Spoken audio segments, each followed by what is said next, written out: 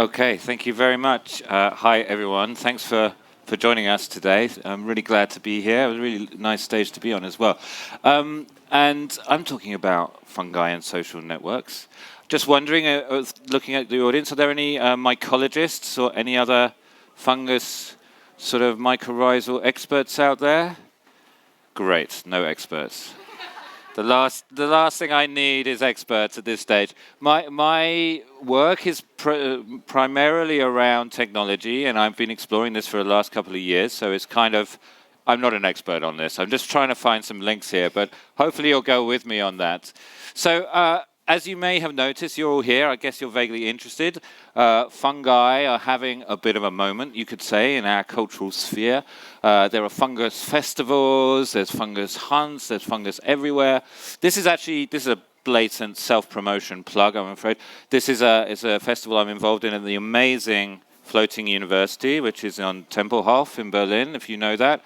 That's going to come up in a couple of weeks, where we're talking about mycopoetics, mycology being related to fungi as well. So there are lots of free workshops, free events there. Please go along. It's a really lovely place. And also in literature, we're seeing a lot of fungi as well. There's an amazing book by Merlin Sheldrake, Entangled Life, which has got a lot of headlines.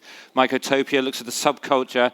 And I guess who you might call the kind of godfather of modern-day mycology, Paul Stamets. This is one of his books. But my personal favorite fungus book is this one, which some of you may know, The Mushroom at the End of the World. Do people know that here? A few people, great. It's a wonderful book, actually, and it's by an anthropologist, Anna Tsing, and she explores the matsutake mushroom, which is a delicacy in a lot of Asia, and particularly in Japan. And the interesting thing about the matsutake mushroom is that it actually thrives in areas of industrial decay. It's a delicacy. It's very sought after, and it explores, and she used this as a bit of a metaphor to explore sort of precarious living cultures and employment, and the precarious ends of fracturing of capitalism as well. She says, the uncontrolled lives of mushrooms are a gift and a guide when the controlled world we thought we had fails. And the matsutake show one kind of collaborative survival. So that's a really nice thing to think about, I think, in terms of this, and the way we can draw the parallels between mushrooms and fungi and ourselves, I think, are apparent there. But there's a backlash against mushrooms as well. Do we have sound? Oh no, we don't have. Well, no, there is reason to evolve. I'll go back. I don't know if you know this. Currently, there are no reasons for fungi to evolve to be able to withstand higher temperatures. But what if that were to change? What if, for instance, the world were to get slightly warmer? Well, now, there is reason to evolve. One gene mutates, and an Ascomycetia, Candida, ergot, Cordyceps, Aspergillus, any one of them could become capable of burrowing into our brains and taking control not of millions of us, but billions of us. Billions of puppets with poisoned minds, permanently fixed on one unifying goal: to spread the infection to every last human alive by any means necessary. And there are no treatments for this, no preventatives, no cures. They don't exist. It's not even possible to make them. So if that happens, we lose. So you see, once you have social media, you're always going to get a backlash, aren't you? And that's from, I don't know if you know that, that's from The Last of Us. It's a big blockbuster series which was out earlier this year, where the cordyceps, a particular fungus which takes over insects, transmutes and evolves due to climate change and takes over people's brains, causing a zombie apocalypse. So there's a lot of fungophobia around too. So we're seeing a response to this whole issue around fungi, and we're seeing it in the other way too, and maybe that's something to do with our social networks. But I want to talk about the nice fungi, the ones that don't take over your brain. This is a wonderful film, which you could really see. It's called Fantastic Fungi. Well, you can see it's called Fantastic Fungi. It says it there. But we want to talk about the ways in which we can take positive aspects from fungi social networks and think about how we can integrate those into our own social networks. And I'm also going to be inspired by Adrienne Maree Brown, who's an amazing activist writer. I urge you all to have a look for her work. She does amazing podcast, I think, How to Survive the End of the World. She explores things around emergent strategy and working with activist organizing, but very influenced by mycelium, i.e. mushrooms and fungi. What impresses me most about mycelia is that the majority of its existence and work is done underground, and yet it tangibly contributes to the resilience and well-being of itself and its entire ecosystem. I think humans, and especially those of us who are seeking collaborative justice, have so much to learn from our distant fungal relatives. So I think that's a nice point to think about as we're navigating through underground into the undergrowth of the fungal world. But actually, we're going to start at the top, above the ground, to trees, because an awful lot of our interest in fungi actually starts with trees. It starts with the understanding that trees are actually social beings, that they grow up in communities, that they communicate to each other. And this is due to an amazing scientist, Susan Simard, who worked on this work for many, many years, often overlooked, often derided by the scientific establishment, but increasingly her work is taken seriously. And she was finding that trees communicate with each other, that they care for each other, and they warn each other of danger. And quite often older trees make space for younger trees to ensure they have space to grow and develop. And the point about all of this and this social network is it's all held together by mycelial networks. Mycorrhizal networks is what we call them. And these are the networks and fungi that connect together plant life and tree life and make a symbiotic system which allows both to actually thrive. So she's talking about the way they connect the trees with the soil. The fungi connect the trees with the soil in a market exchange of carbon and nutrients, and link the roots of paper birches and Douglas firs in a busy cooperative internet. So this is an image of what's going on here. You can see the main root of a plant, and then you can see all around it, these are called hyphae, and these are the actual parts of the mycorrhizal network which extend out from the roots, allow it to collect more nutrients, to connect with it, and allow those roots to be more powerful. And in many ways, those mycorrhizal networks are so much like information networks. We can see a mycorrhizal network on the left, and this is a visualization of the internet on the right. They are all networks, and they are swapping information as well as nutrients to allow all sorts of plant life to thrive and prosper. And these fungi have been really quite successful. They've been around for about 1.2 to 1.5 billion years. Compared with us humans, what are we, 250,000 years? I mean, we've barely been there as long as them. And they can grow to be enormous sizes. This one, the so-called humongous fungus, very nicely named in Oregon, that's 9.4 square kilometres. It's 31,000 tons. It's the largest living organism we've ever found. And it's 2,500 years old. So it's been doing really, really rather well. In the meantime, well, this is a visualization actually of the internet from about 1990, speeded up in time-lapse to see how it is growing. And it all looks rather ominous, really, and a little bit scary. You can see bits of it jumping up and down. Yeah, we can see huge nodes coming off. So this is activity of the internet as it's expanding in the late 20th century, early 21st century. And I think we can all agree that the internet hasn't quite worked out exactly as we wanted. And there's a lot about it which we feel at very best ambivalent. This was the internet we were promised in the 90s with those lovely white suits. And that's the internet I was looking forward to. I don't know about you. And this is the internet we've currently got with Elon Musk, and that's wonderfully timed, so perfectly judged photo opportunity. So what's been going wrong with our own social networks? I'll be jumping around, warning here, jumping around from random internet pictures to random fungi pictures. We'll see. It'll work somehow. Anyway, so where has it all gone wrong? And there are lots of things we can talk to, but we've got a relatively short amount of time. So I want to focus on one specific element of it, and that, I would say, is the smartphone, which of course we all have here. And in my opinion, the smartphone really changed everything in terms of the internet. It turned the internet from something which was a technology to something which was an extension of our own bodies. We became so integrated and so joined with us that we never leave the internet behind. We sleep with it by our side. It's always there for us. So the internet and the mobile phone go hand in hand, and we've become addicted to that. 80% of the adult population in the world owns a smartphone. 54% of our access is done through smartphones. It's been the most popular consumer device in the world. You can see how it's, in terms of the way it's risen. And to my mind, it combines a number of different technologies which are always going to draw into us. There's a particular element of it which draws in the human brain. We've always been fascinated and mesmerized by moving images. That's happened with cinema. I mean, people used to queue up for hours to watch cinema of trains leaving stations and things like that in the early 20th century. And then, of course, like TV, when it came about in the later 20th century, it kind of completely changed social habits. It became the centerpiece of the house. It became the centerpiece of social connection. So it's hardly surprising that when the iPhone was invented, that became something which we all ran to and were sworn to and addicted by. And so then we end up somewhere like, hold on, I think I've got it there, to TikTok. Here we are, the wonderful world of TikTok, which is the future of the internet for all of us.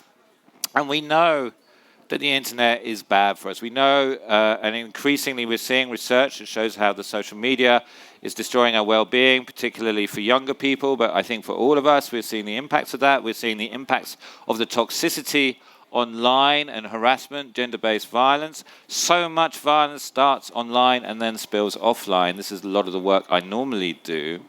And then, of course, we have disinformation. Again, this is an area I'm going to explore a little bit more because I think this is a really interesting area. These are studies I've done for a recent project for LGBTQ campaigners around the world. These are actually sort of images of posts from troll farms, created by troll farms in Georgia mainly, where they duplicate content. What's so fascinating about this is a lot of it is actually commercial, it's just spam, but then it switches to political content when it turns to far-right nationalism, homophobic content at a moment's notice. So it's a very dangerous, toxic mix created by our social media.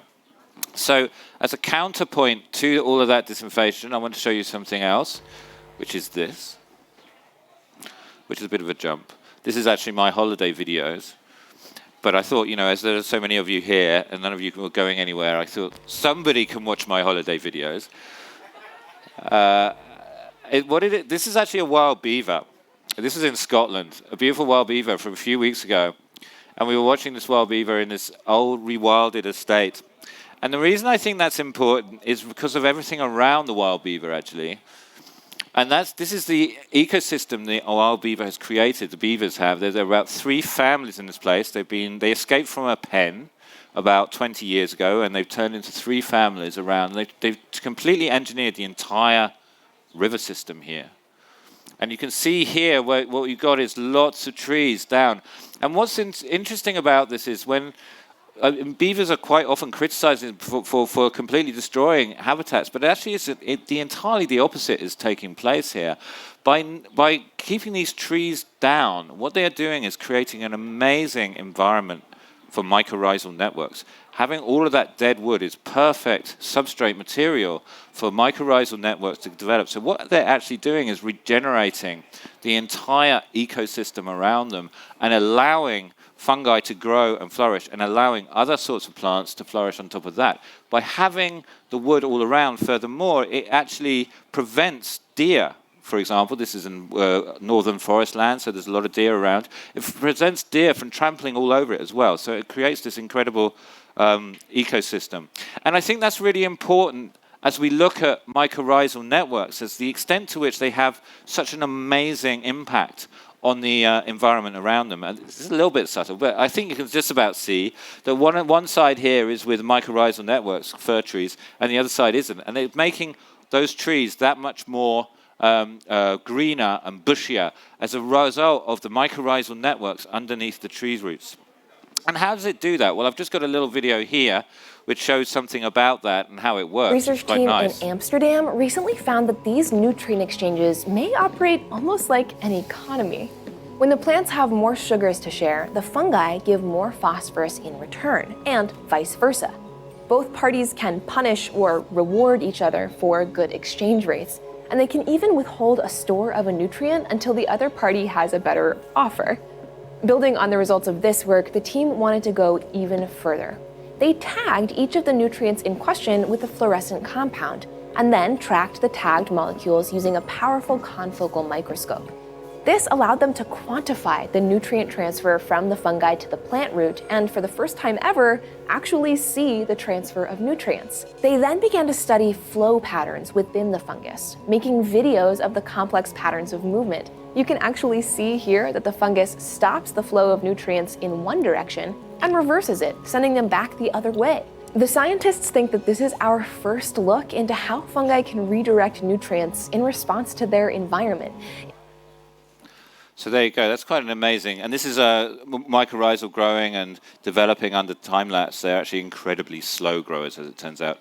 I thought that was really nice to explain it, but it's quite odd that it's explained as like this market exchange, but we quite often do this with things as if they're kind of exercising their consumer agency, or maybe they are taking full advantage of their Prime membership. I don't think that's what's happening here. I don't think this is about a market. It's not about all normal assumptions around biology and evolution and survival of the fittest.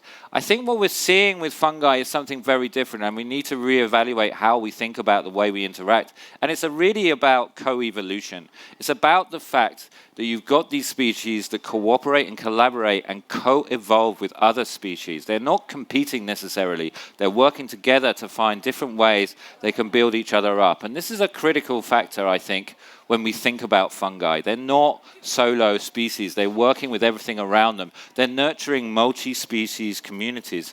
And that's something which is so very different, isn't it, to our social media networks, which are fundamentally extractive entities. They are there to extract the data. They're there to extract capital. They're there to suck stuff out and make as much money from it as possible. And that's the function of our advertising economy. This is some work I did actually in a workshop last year at Republica around advertising, the advertising platforms and the data sucked through from that, and the extent to which it's dominated by one or two companies, namely Google and Facebook, who have dominated that market, 60%. And it's all based on this idea of a third-party cookie. People think YouTube was probably the biggest purchase of Google's and the one, but actually DoubleClick happened, I think, in about sometime before that, about 2007. And this was, DoubleClick had the third-party cookie technology, and that allowed data to share between websites and between advertising platforms and really fueled the entire advertising-based internet economy. And what we know about these smartphones is that the big tech companies is they're hooked on smartphones as much as we are. The money they're getting is coming from the smartphones. We know that, for example, Android might be free for Google, but it is the basis by which it can dominate the search engine and extract as much money from possible. So the whole network, when we're looking at our internet networks, when we're looking at our social networks, is dominated by a few tiny entities which are collecting everything. It's the complete opposite to how fungi networks work. And we know how harmful they are and that they're amplifying disinformation repeatedly as well. So this is maybe one of the things we can learn from fungi networks. We need to decentralize. That's not a difficult thing to sell to a Republican audience, I'm sure. But we've got a lovely diagram here on the left-hand side, which shows a fungal network. It's actually the red dots are actually trees, and then we got arbuscular and extrabuscular fungal networks in the yellow and the blue around them. And you can see the clusters are centralized, but they're distributed. And there's an example of the Fediverse. And maybe, actually, when it comes down to it, it's not such a bad thing that Elon Musk took over Twitter, and it forces us to realize that we need a far more resilient, decentralized network where we communicate with each other. So that's one element, I think, which we can take away from fungi. But I think another critical element is about toxicity. And the fact is that fungi have this extraordinary capacity to actually absorb toxins. This is often a space called microremediation, okay? And that's what's happened when you take fungi of particular species and give them in toxic ways. So this is actually from the Gulf of Mexico in, I think, 2009, 2010. There was a big oil spill by BP, of course. It would have to be them. And you can see on the left here, this is a pile of toxified soil with oyster mushrooms. After 16 weeks, that's the same pile, and it's safe enough to grow food in. And these rather weird-looking entities here are actually things called mycobooms. And they're actually filled with straw and with spores from oyster mushrooms. And they're just left to float in the oil slick. And they actually literally suck up and process the oil. So they are actually absorbing, turning toxins into nutrients and are hugely powerful in a regenerating environment. We're using them also in, well, I say we, I don't use them. No one will let me near here, but they're to restore areas of fire damage in forests. Mycorrhizal networks are incredibly important in terms of rapidly regenerating those areas. And equally, there's increasing work to look at carbon sequestration. And we don't want to oversell this, but clearly biosystems are going to be absolutely critical in terms of holding on to carbon, and mycorrhizal networks can be used as an amazing way to optimize our capacity to store carbon. So there are lots of ways in which fungi help us and help our environment. And when we're looking for similarities with the non-human and the more than human world, actually a lot of researchers are going in a completely opposite direction for good reason. So this is some murmuration of some starlings, which is pretty exciting. And the reason I've got this here, as well as looking really, really nice, is the fact that there's a researcher who I really follow and I think is excellent, called Renée de Rester. She was exploring this, and she did a really interesting article recently looking at social media behavior. And what she was finding was that it really remarkably followed a lot of the patterns you see in huge flocks of birds. That when flocks of birds, well, we really don't understand this stuff, by the way. What's happening here is far beyond our own intelligence. But what we understand is basically something like each bird in a flock will have something like 7 nodes which it's following. And from that, it will influence where it's actually going to create the swarming characteristics. And what she found was exactly the same kind of behaviors being exhibited in swarms of social media. Single retweet or share or like is individually inconsequential, but the murmuration, that's this movement of swarms of birds, may be collectively disastrous as it shapes the behavior of the network, which shapes the structure of the nature, which shapes the behavior. So that's really interesting work, I think.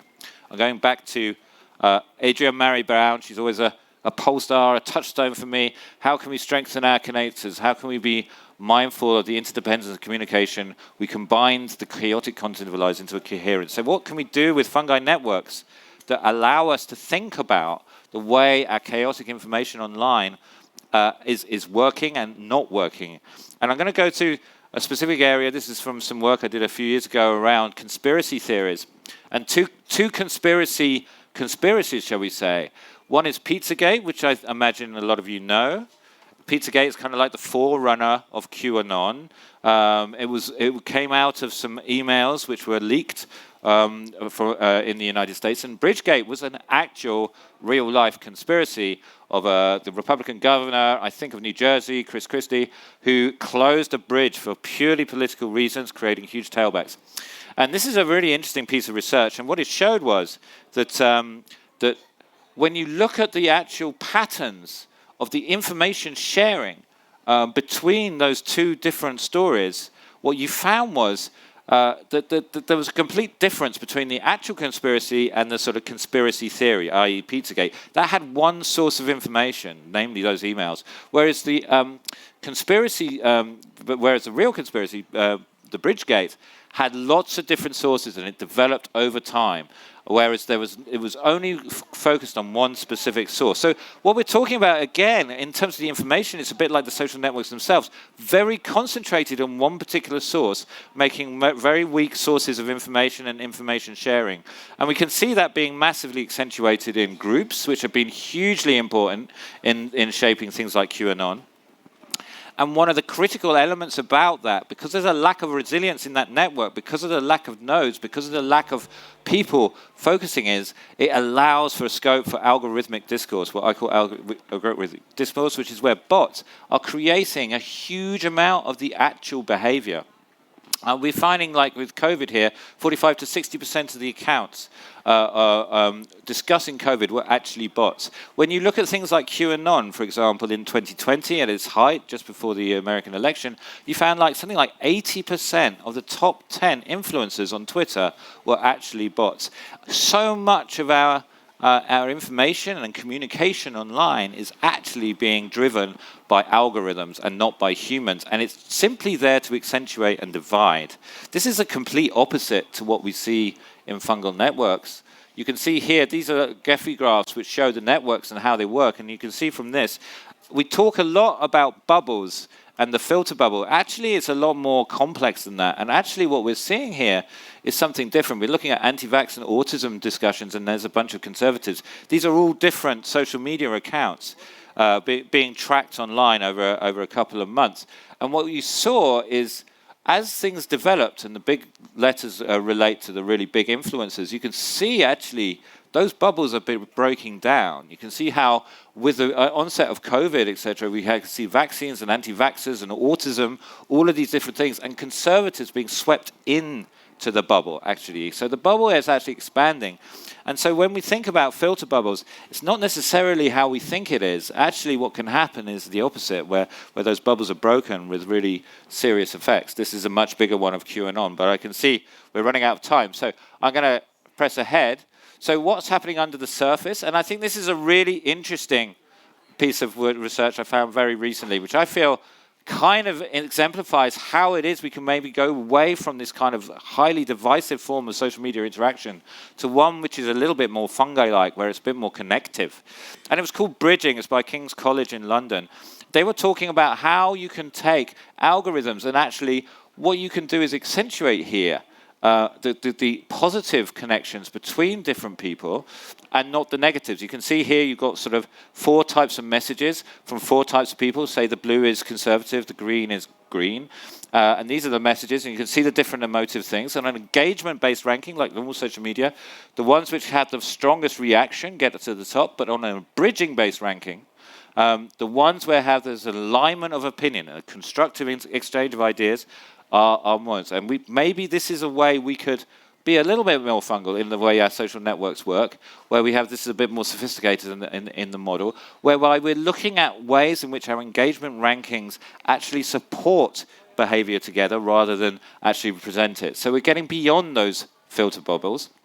But I wanted to take that and I wanted to think about it in a bit, when I looked at this, and think about it a little bit more differently, actually. We've talked about all of this stuff about how fungi networks could work to do the stuff that we want to do with social networks. But I'm wondering about, well, actually, what do the fungi want? And I have to admit, I don't have a complete insight into that. They haven't been talking to me directly. But what we can guess is that they're working as an ecosystem.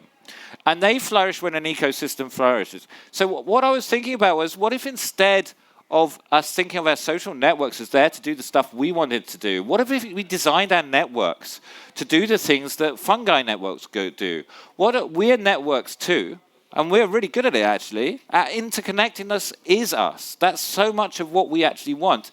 And what if we actually reverse the polarity of our networks, to take them away from being extractive, to take them away to being regenerative, where we use our networks to actually repair and regenerate other forms of life, the more than human world, as well as our own. What if, for example, we used our networks to start regenerating our ecosystems? And I don't mean this kind of agro-tech idea of using huge amounts of information and processing power and all sorts of drones and all that stuff. And I definitely don't mean this kind of AI solution to saving the world. We hear a huge amount of solutionism around AI and how it's going to save the world. I think that's highly dubious, if you ask me. This is a quote by Benjamin Bratton, who seems to think that AI, we only know about climate change because of AI. It's the only way. This is nonsense. I hear there's a huge amount in civic tech. The Mayans knew about climate change. They recorded it. They didn't have any computers. That was 2,000 years ago. We do not need AI to know that the climate is changing. What we need is to look at things like agroecology. And actually what we need is really basic connective technology that connects us together with simple tools like an e-reader. An e-reader is about 1/3 of the carbon of a mobile phone. It's low energy, it has a non-addictive screen, but it has all the computing power we actually need to connect up, to connect together, to understand how things work, to really optimize our capacity to use mycorrhizal networks to do things like restore ecosystems. So here's a wonderful thing I saw in Berlin recently. It's for coral reefs. I've got 1 minute to go. So I just want to finish up by saying, you know, when we're looking at this, let's think about it a bit more deeply than how our social networks work and think about what they're there for. Maybe we should make our connections in our social networks to regenerate, not to extract. And maybe we should use those connections for all life, not just humans. And we should identify the currents under the surface, quiet, slow, and nourish them. So what I'd like to end with is to think about, when we think about fungi, let's think about how we can be slow and be meaningful in our social networks and how we can be fungal in our social networks. Thank you very much.